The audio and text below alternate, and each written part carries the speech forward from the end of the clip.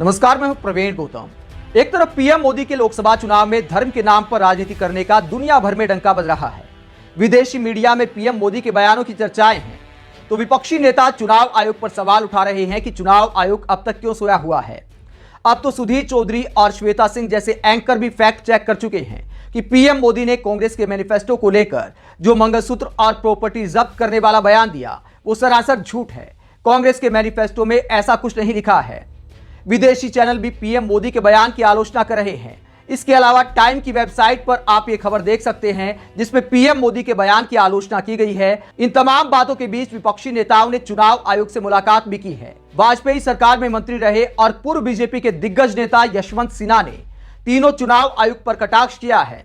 PM Modi पर कोई action न लेने को लेकर कटाक्ष करते हुए यशवंत सिन्हा ने सोशल मीडिया पर पोस्ट किया और कहा, मॉडल कोड का उल्लंघन करने पर हाई और माइटी के खिलाफ इतना टफ स्टैंड लेने के लिए चुनाव आयोग को बधाई।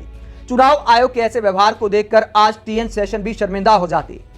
आप 3 आईएएस ऑफिसर ऐसे ही काम करते रहिए। तो तीनों चुनाव आयुक्त पर कटाक्ष करते हैं यशवंत सिन्हा और कहते हैं कि पूर्व चुनाव आयुक्त जिन्होंने भारत में चुनाव को निष्पक्ष बनाने के लिए, बूथ कैप्चरिंग रोकने के लिए ऐतिहासिक कदम उठाए थे, एक टफ स्टैंड लिया था। टीएन शेषन का उन्होंने उदाहरण दिया कि अगर आज वो जिंदा होते तो शर्मिंदा हो जाते। वो माताओं बहनों का सोने का हिसाब करेंगे। जब विपक्षी नेता पीएम मोदी के मंगलसूत्र और प्रॉपर्टी जब्त करने वाले बयान को लेकर सवाल उठा रहे हैं, तो दैनिक भास्कर की इस रिपोर्ट के मुताबिक इलेक्शन कमीशन ने पीएम की स्पीच के खिलाफ जांच शुरू कर दी है। इस रिपोर्ट में लिखा गया है कि पीएम के इस बयान के खिलाफ कांग्रेस और सीपीआईएम ने चुनाव आयोग में अलग अलग शिकायतें दर्ज कराई थी। कांग्रेस ने इलेक्शन कमीशन से अपील की थी कि पीएम मोदी के संपत्ति का बंटवारा वाले बयान पर एक्शन ले। कांग्रेस ने इस बयान को विभाजनकारी, दुर्भावना से भरा हुआ और समुदाय विशेष को टारगेट करने वाला बताया था। वहीं सीपीआईएम के जनरल सेक्रेटरी सीताराम येचुरी ने भी एक पोस्ट में इलेक्शन कमीशन से अपील की थी कि शिकायत पर ध्यान दे, पीएम मोदी और भाजपा के खिलाफ एक्शन लें। उन्होंने इस मामले में एफआईआर दर्ज की जाने की भी मांग की थी।